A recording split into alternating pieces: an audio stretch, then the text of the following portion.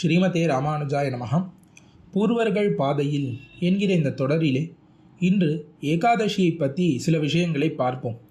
நம்முடைய ஸ்ரீ வைஷ்ணவ சம்பிரதாயத்திலே எந்த விரதங்களையும் பொதுவாக அனுஷ்டிப்பதில்லை. சாஸ்திரங்கள் பற்பல விரதங்களை விதித்திருக்கின்றன. எதற்காகன்னு பார்த்தா ஏதாவது பிரயோஜனம் வேண்டி அந்த விரதங்களை அனுஷ்டிப்பதுன்னு உண்டு. இப்போ கன்னியாஸ்திரிகள் அவர்கள் சில விரதங்களை எல்லாம் அனுஷ்டித்தார்களாகில் அவர்களுக்கு நல்ல கணவன் கிடைப்பான் என்று சாஸ்திரங்கள் கூறுகிறது. அதற்கு மேலே கல்யாணமான கிருஹிணிகள் அவர்கள் விரதங்களை அனுஷ்டித்தார்களாகில் அவர்களினுடைய கணவன் நல்ல ஆயுளோடு இருப்பான், நல்ல அனுகூலமாக இருப்பான் என்பதற்காக அனுஷ்டிப்பார்கள். குடும்பமானது சுபிக்ஷமாக இருக்க வேண்டும்ங்கிறதுக்காக விரதத்தை அனுஷ்டிப்பதுண்டு. இப்படி ஏதோ ஒரு பிரயோஜனத்தை கருதிதான், இல்லை எந்த பிரயோஜனமுமே இல்லைன்னா கூட, குறிப்பிட்ட பிரயோஜனம் இல்லைன்னா கூட ஏதோ ஒரு நன்மை, இந்த விரதம் இருந்தால் நல்லது, இந்த விரதம் இருந்தால் இது நடக்கும் என்று பற்பல விரதங்களை அனுஷ்டித்து கொண்டு வருகிறார்கள் இந்த உலகத்திலே. பொதுவாக சனிக்கிழமை விரதம் இருப்பது, ஒருவேளை உண்பது, ஞாயிற்றுக்கிழமைகளிலே விரதம் இருப்பது, ஒருவேளை உண்பது, திருவோணத்திலே விரதம் இருப்பது, அன்று உப்பு இல்லாமல் உண்பது, இந்த மாதிரி பற்பல விரதங்கள் இன்னும் எண்ணிலடங்காது ஒவ்வொரு குடும்பத்திலையும் பற்பல வழக்கங்கள் இருந்து கொண்டு வருகின்றன. ஆனால் ஸ்ரீ வைஷ்ணவனின் கொள்கையை பார்த்தோமாகில், அவனுடைய சொரூபத்தையே ஆராய்ந்து பார்த்தோமாகில், எம்பெருமானை தவிர வேறொன்றை பிரயோஜனமாக கொள்ளாதவனாக இருக்க வேண்டும் என்று கூறுகிறது. ஆகையாலே இப்படிப்பட்ட ஸ்ரீ வைஷ்ணவன் முமுட்சுவாக பஞ்சசம்ஸ்காரம் செய்து கொண்டு இருக்கக்கூடியவன் எந்த ஒரு பிரயோஜனத்திலும் ஆசை வைக்கக்கூடாது. அப்படியே ஆசை இருந்தால் கூட அதை ஏதோ ஒரு விரதத்தின் மூலமாக நான் சாதித்து கொள்கிறேன், நானே அந்த பிரயோஜனத்திற்கு ஒரு முயற்சி பண்ணுகிறேன் என்பதை செய்யக்கூடாது என்று பெரியோர்கள் கூறுகிறார்கள். ஆகையாலேதான் ஸ்ரீ வைஷ்ணவனுக்கு எந்த ஒரு விரதங்களுமே தேவையில்லை, அனுஷ்டிக்கக்கூடாது என்று கூறப்படுகிறது. ஒரு ஸ்ரீ வைஷ்ணவனானவன் எப்படி இருக்க வேண்டும் என்றால், எம்பெருமானை கிட்டி பகவான் மூலமாகத்தான் தான் எல்லாத்தையும் செய்து கொள்ள வேண்டுமே தவிர, தானாகவே ஒரு விஷயத்தை, ஒரு ஜபத்தையோ ஒரு தானத்தையோ ஒரு யாகத்தையோ யஜ்ஞத்தையோ ஹோமத்தையோ விரதத்தையோ அனுஷ்டித்து அதன் மூலமாக ஒரு பிரயோஜனத்தை பெறுதல் என்பது கூடாது. அது அவன் சொரூபத்திற்கு சேராது. ஆகையாலேதான் ஸ்ரீ வைஷ்ணவன் எந்த விரதத்தையும் அனுஷ்டிக்க வேண்டாம் என்று பெரியோர்கள் பூர்வாச்சாரியர்கள் கருதுகிறார்கள். ஆனால் எந்த விரதமுமே கிடையாதுன்னா அவனுக்கு இந்த ஏகாதசி விரதம் எப்படிப்பட்டதுன்னா, இந்த ஏகாதசி விரதம் கண்டிப்பாக இருக்க வேண்டும். ஏகாதசிங்கிறது நித்திய விரதம். அதாவது இந்த ஏகாதசியிலே இருக்கக்கூடிய விரதம் உபவாசம் என்பது ஒரு பிரயோஜனம் கருதி அனுஷ்டிக்கப்படுவது கிடையாது. அது எம்பெருமானுக்கு கைங்கரியமாக பண்ணக்கூடியதாகையாலே, அதற்குன்னு தனியாக வேறொரு பிரயோஜனம் இல்லாதபடியினாலே நித்தியமாக பண்ண வேண்டும் என்று சாஸ்திரங்கள் சொல்லுகிறபடியாலே, சிஷ்டாச்சாரமும் அப்படியே இருக்கிறபடியாலே இந்த ஏகாதசி விரதத்தை விடாமல் ஒரு ஸ்ரீ வைஷ்ணவனானவன் அனுஷ்டித்து கொண்டு வர வேண்டும். பொதுவாக சாஸ்திரங்களிலே இவ்வாறாக கூறப்படுகிறது. புஞ்சன் ஸ்வமாம்சம் அத்தீதி ஸ்ருதிரேஷா சனாதனி ஏகாதஷ்யாம் நிராகாரா பக்ஷயோர் உபயோர் அபி அப்படின்னு. அதாவது ஏகாதசி அன்று, இந்த ஏகாதசிங்கிற திதி, அதாவது அமாவாசையிலிருந்து அதற்கு பிறகு 11வது நாளோ பௌர்ணமியிலிருந்து 11வது நாளோ வரக்கூடிய அந்த ரெண்டு பட்சத்திலும், கிருஷ்ணபக்ஷம் சுக்லபக்ஷம் ரெண்டுத்திலையும் வரக்கூடிய இந்த ஏகாதசிங்கிற இந்த திதியிலே ஒருவன் உணவு உண்ணக்கூடாது. அப்படி உண்டானாகில் புஞ்சன் ஸ்வமாம்சம் அத்தீதி ஸ்ருதிரேஷா சனாதனி. அப்படி ஏகாதசியிலே உணவருந்த கூடியவனானவன் ஸ்வமாம்சத்தை, அதாவது ஒரு நாய் மாமிசத்தை உண்பதற்கு சமமாக அது ஆகும் என்று இந்த விஷயத்தை சாஸ்திரங்கள் காட்டுகிறபடியினாலே கண்டிப்பாக ஏகாதசி அன்று உபவாசமானது இருக்கப்பட வேண்டும்.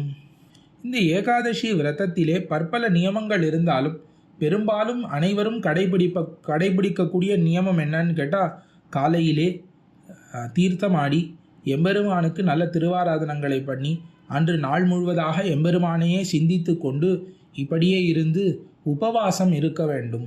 இந்த உபவாசத்திலே முக்கியமான பட்சம் எதையுமே அருந்தாமல், ஜலம் கூட இல்லாமல் நிர்ஜலமான ஒரு உபவாசத்தை கடைபிடிக்க வேண்டும் என்பதுதான். அது முடியாதவர்கள் ஜலத்தை மட்டுமாவது எடுத்துக்கொண்டு, இல்லை பால், இல்லை கிழங்குகள், இல்லை இந்த மாதிரி வெல்லம் முதலான சில விஷயங்களை மட்டும் ஸ்வீகரித்து கொண்டு, எது விரதத்தை அடியோடு அழிக்காதோ அப்படிப்பட்ட உணவுகளை, அதாவது பால், இந்த பயத்தம்பருப்பு, அதற்கு மேலே வெல்லம், நெய், தீர்த்தம் முதலான இந்த விஷயங்களை மட்டும் ஸ்வீகரித்து கொண்டு பழங்கள் இவற்றையே உண்டு கொண்டு விரதத்தை இருக்க வேண்டும். அதுவும் முடியாதவர்கள் ஏதாவது பலகாரமாக உண்டு கொள்ள வேண்டுமே தவிர அன்னத்தை நேராக பிரசாதத்தை அன்னத்தை ஸ்வீகரித்தல்ங்கிறது எக்காலத்திலும் எக்காரணம் கொண்டும் பண்ணவே கூடாது.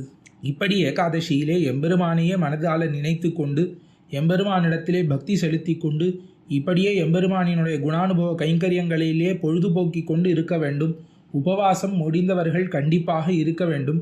உபவாசம் இல்லாவிட்டாலும் அன்னத்தை உண்ணுதல், அந்த நேராக அந்த சாதம்னு இன்றைக்கி சொல்கிறோமே அந்த அன்னத்தை முழுவதுமாக பண்ணி மீதி நாள்கள் போல இன்றும் நாம் அன்னத்தை உண்ணுதல்ங்கிறது கண்டிப்பாக எக்காரணம் கொண்டும் நாம் வைஷ்ணவர்கள் பண்ணக்கூடாது. இதற்கு மேலே துவாதசி அடுத்த நாளன்று விடியற் காலையிலேயே எழுந்து தளிகை செய்து எம்பெருமானுக்கு சமர்ப்பித்து திருவாராதனம் செய்து காலையிலே அந்த பாராயணைன்னு சொல்லக்கூடிய அந்த எம்பெருமானினுடைய பிரசாதத்தை நாம் உண்ண வேண்டும். இதுதான் ஏகாதசி அன்று பெரும்பாலும் வைத்து கொள்ளக்கூடிய நியமம். துவாதசி அன்றும் விடியற் காலையிலேயே உண்ண வேண்டும்னு சாஸ்திரங்கள் இருந்தால் கூட அந்த காலையிலே 7-8 மணிக்குள்ளே உண்ண வேண்டும்னு இருந்தால் கூட பெரும்பாலும் அந்த விஷயத்தை இன்று சிஷ்டாச்சாரத்திலே எவ்வளவு கடைபிடிக்கிறார்கள் என்று தெரியவில்லை. பற்பல திருமாளிகைகள் மட்டங்கள் எங்கும் அதுபோன்ற ஒரு சிஷ்டாச்சாரம் காணப்படவில்லை. இருந்தாலும் முடிந்தவர்கள் விடியற் காலையிலேயே எழுந்து எம்பெருமானுக்கு தளிகை சமர்ப்பித்து அதை புஜிக்க வேண்டும் என்பதுதான் இந்த ஏகாதசி துவாதசி விரதத்தை பற்றி கூறப்பட்டிருக்கக்கூடிய விஷயங்கள். ஒரு பிரமாணமானது ரொம்ப ஸ்பஷ்டமாக இந்த ஏகாதசி உபவாசத்தை விதிக்கிறது. ஒரு வைஷ்ணவன் யார் என்று சொல்லக்கூடிய பிரமாணம் இது. சங்க சக்கரோர்த்வ புன்றாதி தாரணம் ஸ்மரணம் ஹரேஹே தன்னாம கீர்த்தனம் சைவ தத் பாதாம்பு நிஷேவனம் தத் பாத வந்தனம் சைவ தன் நிவேதித போஜனம் ஏகாதஷ்யுபவாசஸ்ச துளசியை வார்ச்சனம் ஹரேஹே ததீயாராதனம் சைவ பக்திர் நவவிதா ஸ்மிருதா ஏதைர் நவவிதைர் யுக்தः வைஷ்ணவः புரோச்யதே புதைஹி குணைர் ஏதைர் விஹீனஸ்து ந விப்ரோ நச்ச வைஷ்ணவஹா என்று இந்த பிரமாணம் ரொம்ப அழகாக 9 வகையான பக்தியை காட்டுகிறது. சங்க சக்கரோர்த்வ புன்றாதி தாரணம், அதாவது ஒரு ஸ்ரீ வைஷ்ணவன் தோளிலே சங்கத்தையும் சக்கரத்தையும் தீயில் பொலிகின்ற செஞ்சுடர் ஆழிங்கிறபடிக்கு ஒத்தி வைக்க வேண்டும் ஆச்சாரியன் மூலமாக. அதற்கு மேலே ஊர்துவ புன்றாதி தாரணம், ஊர்துவ புன்றம் திருமண் காப்பை அணிந்திருக்க வேண்டும். இப்போ சங்க சக்கரங்கள் என்ன, திருமண் காப்பு என்ன, இதை எவன் அணிந்திருக்கிறானோ அவன்தான் வைஷ்ணவன் முதலிலேயே கூறப்பட்டிருக்கிறது. ஆகையால் அந்த திருமண் காப்பு இல்லாதவர்கள் வைஷ்ணவர்கள்னே சொல்லக்கூடாது. ஸ்மரணம் ஹரேஹே, எப்பொழுதும் எம்பெருமானை ஸ்மரித்து கொண்டிருக்க வேண்டும்.